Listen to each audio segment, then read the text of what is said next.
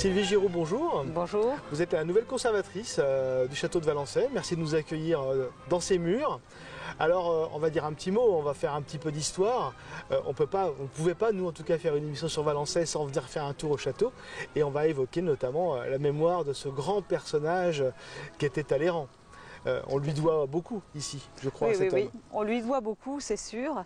C'est vrai que quand il est arrivé ici, le château était déjà construit, puisque vous avez toute une période, c'est un château qui a été construit sous différentes périodes, et notamment à la Renaissance, mais vous avez une aile aussi 17e, remaniée complètement au 18e, le tout faisant un ensemble très harmonieux. Ouais.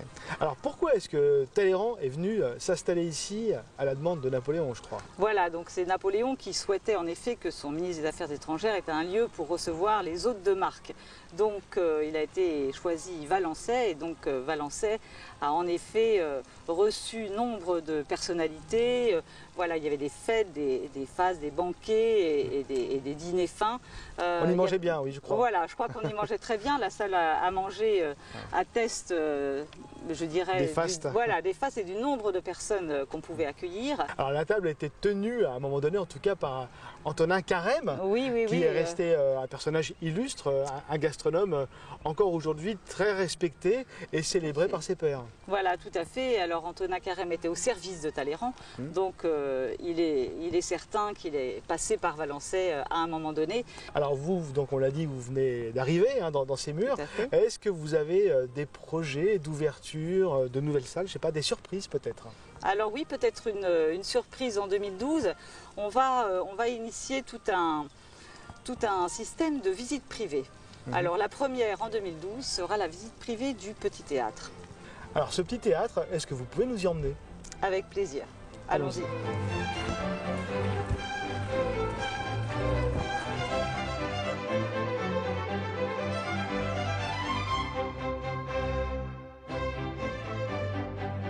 Alors, Sylvie Giraud, là, c'est vraiment la surprise, la découverte. Moi qui croyais connaître un tout petit peu le château de Valençay, là, je suis vraiment surpris. On est dans un bâtiment qui, de l'extérieur, ne paye pas de mine. Et à l'intérieur, on découvre ce théâtre. Oui, absolument. C'est un théâtre qui était fait, donc pas pour l'extérieur, mais pour l'intérieur, puisqu'il a été construit pour les princes d'Espagne, donc par Talleyrand. Et donc c'est là où les princes pouvaient se divertir. Donc c'est un joyau total. Peu de gens le connaissent. Alors on sait si il vivait souvent à l'époque, parce que faire des spectacles pour des prisonniers, c'est pas si courant que ça. Quand même, c'était des prisonniers de marque, certes. Voilà, c'était des prisonniers de marque. Ils avaient absolument tout ce qu'ils souhaitaient, sauf la liberté totale, je dirais. Donc c'est vrai que oui, ils venaient très souvent. Il y avait beaucoup, d'opéra comique, de vaudeville, de scènes de théâtre. C'était quelque chose qui vivait en permanence. Vous avez un foyer, vous avez des loges de musiciens, des loges de comédiens. Tout ça est existant, toute une machinerie, des toiles de fond, tous les décors. Donc on a encore ces décors d'époque. Alors ma question, évidemment, vous l'attendez, c'est est-ce que vous avez le projet, en dehors des visites, de faire revivre ce théâtre, peut-être en faisant jouer des pièces? Alors évidemment, oui, c'est sûr que quand on voit un joyau pareil, on ne peut pas s'empêcher de voir de la vie à l'intérieur. Donc ça fait partie des projets et on espère qu'ils vont se réaliser.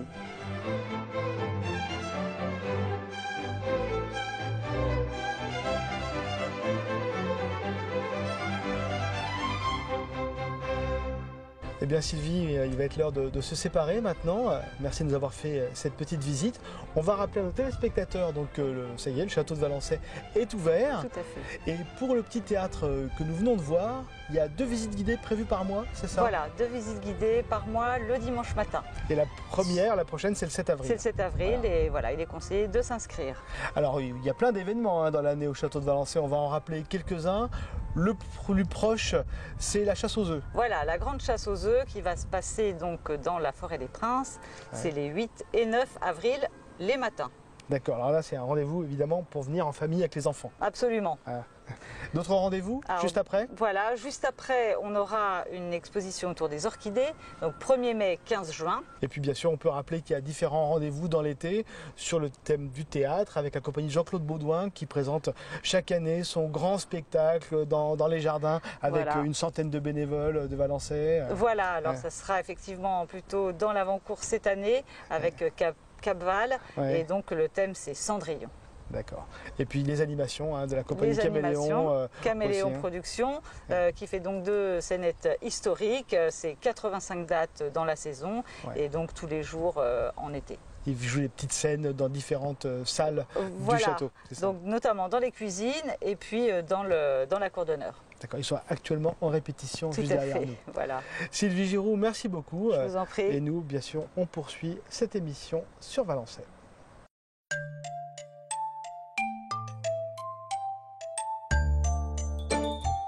Voilà, donc on sort du château de Valençay, on a juste traversé la route et on est arrivé chez Francine. Bonjour Francine. Bonjour. Vous nous accueillez ici au Gâteau d'Armoire. Oui.